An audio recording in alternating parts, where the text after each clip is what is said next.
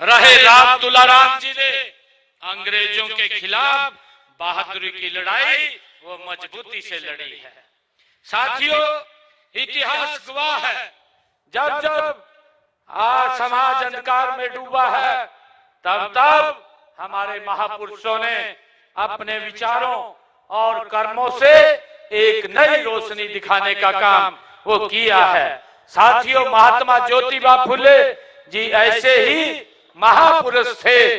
उन्होंने उस समय समाज को एक नई दिशा दी। साथियों, जब देश अंग्रेजी हुकूमत की बेड़ियों में ये जकड़ा हुआ था, साथियों उन्होंने समाज में फैली कुरीतियों व रूढ़ियों के खिलाफ डट करके संघर्ष किया है। साथियों, आप सब जानते हैं महात्मा ज्योतिबा फुले जी ने बाल विवाह, छुआछूत, जाति भेदभाव और महिलाओं की अशिक्षा जैसी बुराइयों के विरुद्ध उनका संघर्ष एक सामाजिक क्रांति के स्वरूप था। साथियों, महात्मा फुले जी को सबसे बड़ा योगदान शिक्षा के क्षेत्र में उनका रहा है। साथियों, उनका मानना था कि समाज में वास्तविक परिवर्तन तभी संभव है जब शिक्षा का प्रकाश घर घर तक पहुंचे। साथियों, इसी सोच के आधार पर उसको साकार करते हुए महात्मा ज्योतिबा फुले ने अपनी धर्म पत्नी सावित्रीबाई फुले जी से उनके साथ मिलकर के देश का पहला बालिका विद्यालय ये स्थापित करने का काम ये महात्मा ज्योतिबा फुले ने किया है।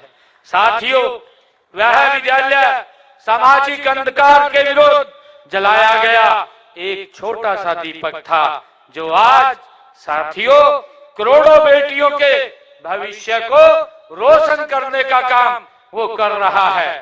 साथियों, आज जब हम देखते हैं देश के यशस्वी प्रधानमंत्री आदरणीय नरेंद्र मोदी जी के नेतृत्व में बेटी बचाओ बेटी पढ़ाओ जैसे अभियान, आज जब 2014 के बाद जब आप लोगों ने मोदी जी को आशीर्वाद दिया तो उन्होंने इस अभियान की शुरुआत की। तो साथियों, यह महात्मा ज्योतिबा फुले के विचारों का एक विस्तार है। साथियों, उनका सपना था कि एक ऐसा भारत जहां हर व्यक्ति को सम्मान मिले, हर किसी को साथियों आगे बढ़ने का समान अवसर मिले और कोई भी व्यक्ति अपनी जाति, वर्ग या पहचान के कारण भेदभाव का शिकार ना हो। ये महात्मा ज्योतिबा फुले की साथियों सोच थी। मुझे खुशी है कि महात्मा ज्योतिबा फुले के विचारों पर चलते हुए सैनिक सभा समाज कल्याण के अनेक कार्य यहाँ पर कर रही है। मुझे ये भी जानकारी है कि सैनिक सभा रेवाड़ी 1942 में सामाजिक एवं शैक्षणिक उत्थान हेतु लगातार साथियों काम कर रही है। सैनिक समाज का ये इतिहास साथियों, इसमें जो सामाजिक कामों में एक बड़ा इतिहास रहा है और इस समाज ने हमेशा साथियों मेहनत, ईमानदारी और सेवा से अपना धर्म अपनाया है।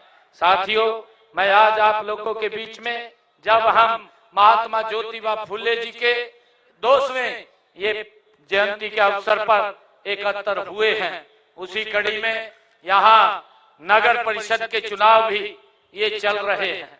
जब आयोजक मेरे पास समय लेने के लिए आए थे उस समय कोई यहाँ पर आचार संहिता नहीं लगी हुई थी, परंतु आज ये आचार संहिता लगी है। साथियों, मैंने कहा कि अब जो विषय आप रखेंगे शायद उनको ऊपर मैं चर्चा नहीं कर पाऊंगा, परंतु मैं धन्यवाद करना चाहूंगा सैनिक समाज का। उन्होंने इस कार्यक्रम को एक चुनावी सभा के रूप में परिवर्तित करने का काम किया है। साथियों, आज हमारे बीच में हमारी प्रत्याशी विनीता पीपल जी और हमारे तमाम पार्षद आपके बीच में 32 के 32 पार्षद यहाँ बैठे हैं। मेरा आप लोगों से आग्रह है, एक एक वोट आप कमल के बटन का दबा करके यहाँ से हमारे 32 के 32 पार्षद और विनीता पीपल जी को सबसे ज्यादा बहुमत से जताने का काम आप यहाँ से करेंगे। साथियों, अभी पिछले दिनों मैंने पंचकुला से एक साथियों संकल्प पत्र जारी किया है, जिसमें हमने नगर निगम और नगर परिषदों के लिए जो नगर पालिकाएं हैं हरियाणा प्रदेश के अंदर 21 संकल्प उसके अंदर लिए हैं। और मैं आप लोगों को विश्वास दिलाता हूं कि जब ये हमारे नगर निगम, नगर परिषद और नगर पालिकाओं के रिजल्ट आएंगे तो ये 21 संकल्प धरातल पर उतारने का काम ये हमारी डबल इंजन सरकार का है। साथियों, मैं आप लोगों को बताना चाहता हूं कि जब विधानसभा के चुनाव चल रहे थे, आप लोगों का बड़ा आशीर्वाद हमें मिला था और मैंने उस समय 217 संकल्प अपने संकल्प पत्र में हरियाणा प्रदेश के लोगों के हित में लिए थे। साथियों, मुझे खुशी है बताते हुए 217 संकल्पों में से हमने 63 संकल्पों को मात्र 1.5 वर्ष के अंदर पूरा करने का काम किया है और 153 संकल्पों पर गति से काम चल रहा है। साथियों, बड़े महत्वपूर्ण संकल्प थे। अगर हम विपक्षी दलों की बात करें, उनकी सरकारें जहां जहां है, चाहे हिमाचल में है, चाहे अन्य दल की पंजाब में है, साथियों उन्होंने भी वादे किए थे, परंतु एक भी वादा वहां की सरकारों ने पूरा नहीं किया और हमने गति से एक एक वादे को पूरा करने का काम किया है। साथियों, ये संकल्प पत्र को धरातल पर उतारने की गारंटी ये नरेंद्र मोदी जी के नेतृत्व वाली सरकारों की है। साथियों, मैं आप लोगों को ये भी बताना चाहूंगा कि हमने जो काम किए हैं, जो संकल्प पूरे किए हैं, मैंने सबसे पहले तो ये संकल्प पूरा किया था कि जो हमारा किडनी का पेशेंट है उसको डायलिसिस कराना पड़ता है और महीने में एक डायलिसिस के उसके 25 से 30 हजार रुपया खर्चा होता था और कई लोगों को 2-3 भी डायलिसिस कराने पड़ते थे। भारी भरकम खर्चे के कारण वो लंबे समय तक डायलिसिस नहीं करा पाता था। परंतु साथियों, हमारी सरकार ने संकल्प पत्र में कहा था कि जब हम आएंगे तो इसको फ्री करेंगे। आज मुझे खुशी है, हरियाणा के सरकारी hospital, medical college, medical university के अंदर आज डायलिसिस हरियाणा में फ्री हो रहा है, किसी का कोई पैसा नहीं लग रहा है।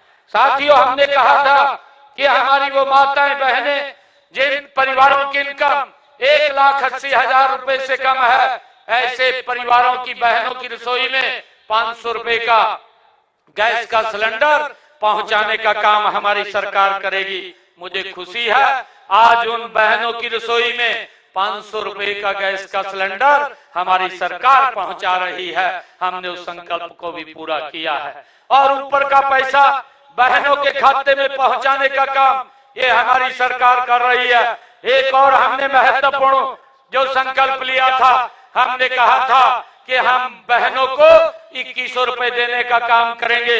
हमने उसको भी लागू कर दिया है। 1038 करोड़ रुपया बहनों के खाते में जमा करवाने का काम भी ये हमारी सरकार ने किया है। आदरणीय मोदी जी के नेतृत्व में ये हमारी सरकार काम कर रही है। साथियों, मैं आप लोगों को बताना चाहता हूं कि मैंने इस बजट के अंदर उसका विस्तार किया है और बजट भी बढ़ाया है। पहले बजट के अंदर 5000 करोड़ रुपया रिजर्व किया था, अब 6500 करोड़ रुपया मैंने रिजर्व किया है। अब वो परिवार की बहनें जिन परिवारों की इनकम 1,80,000 रुपए है, उन परिवारों को भी इस योजना के अंदर शामिल कर दिया जाएगा और उनको ये सुविधा का लाभ पहुंचाने का काम ये हमारी सरकार करेगी। साथियों, मुझे खुशी है कि हमने अपने संकल्प पत्र में ये भी बात कही थी कि हम अपने किसान की पूरी फसल एमएसपी पर खरीदने का काम हरियाणा सरकार करेगी।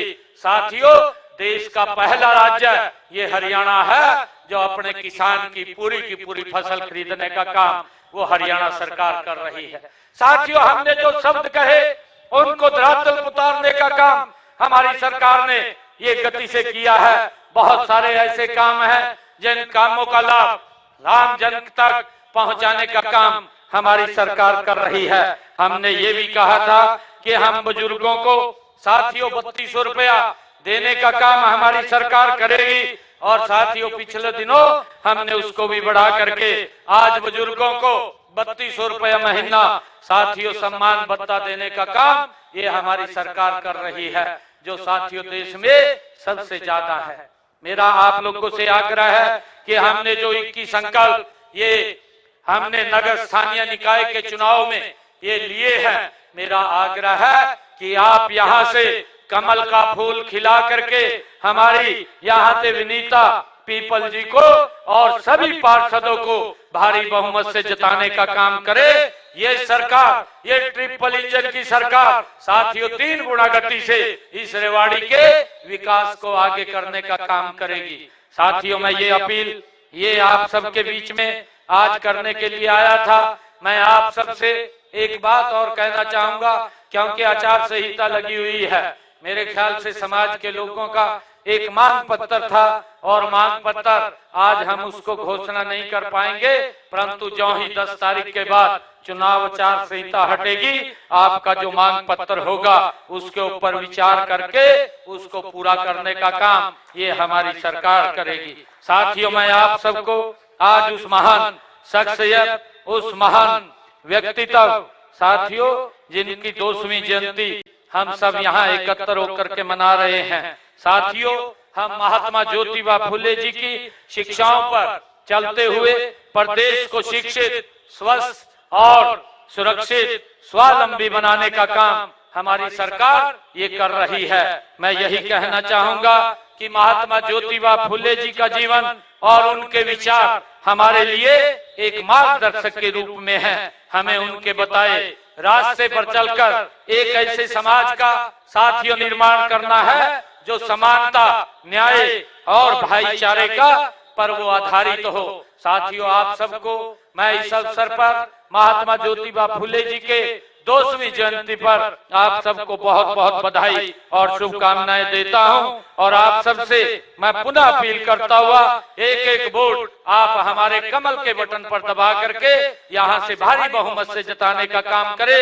मेरी मातृशक्ति यहां आई है, मैं मातृशक्ति से भी, क्योंकि आदरणीय मोदी जी जो नारी शक्ति वंदन बिल लेकर के आए थे, उस बिल को कांग्रेस ने गिराने का काम किया है। 10 तारीख के बाद जब रिजल्ट आए तो कांग्रेस को भी मेरी बहनें उसी प्रकार गिराने का काम करेंगी जो उन्होंने अपमान महिलाओं का करने का काम किया।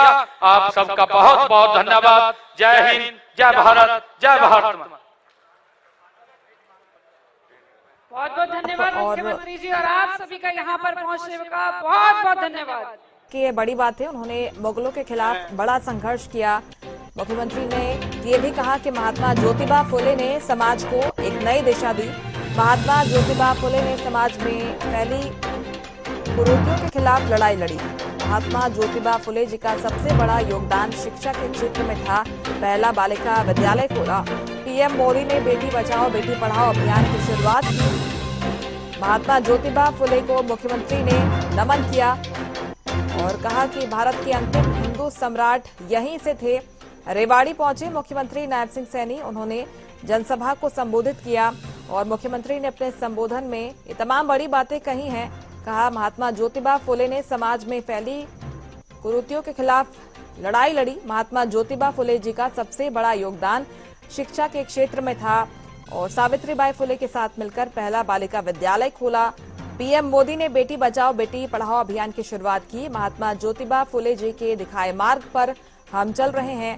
सैनी सभा रेवाड़ी लगातार सामाजिक उत्थान के लिए कार्य कर रही है। मुख्यमंत्री ने कहा निकाय चुनाव के कारण आचार संहिता लगी हुई है, हमारे प्रत्याशियों को वोट देने का काम आप लोग करें। पंचकुला से हमने संकल्प पत्र जारी किए हैं, 21 वादे इसमें शामिल हैं। मुख्यमंत्री ने कहा जब नतीजे आएंगे तो 21 वायदों को धरातल पर उतारेंगे। हमने 217 में से 63 संकल्पों को 1.5 साल में पूरा कर दिया है। कांग्रेस शासित राज्यों में कोई वायदे पूरे नहीं हुए। सीएम ने कहा किडनी के मरीजों को फ्री डायलिसिस हम दे रहे हैं। माताओं बहनों के रसोई में 500 रुपए में गैस सिलेंडर पहुंचा रहे हैं। लाडो लक्ष्मी योजना के तहत 1038 करोड़ रुपए बहनों के खातों में पहुंचे। ये तमाम बड़ी बातें मुख्यमंत्री ने अपने संबोधन के जरिए रखी हैं।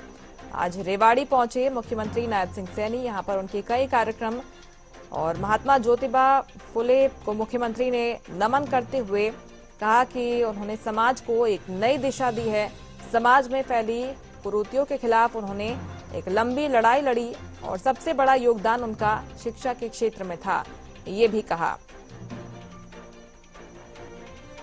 बड़ी खबर आपको बता रहे हैं, मुख्यमंत्री नायब सिंह सैनी रेवाड़ी पहुंचे और उनके बैक टू बैक कई अहम कार्यक्रम रेवाड़ी में आज जो है, कुल मिलाकर एक व्यस्त शेड्यूल मुख्यमंत्री का रहने वाला है।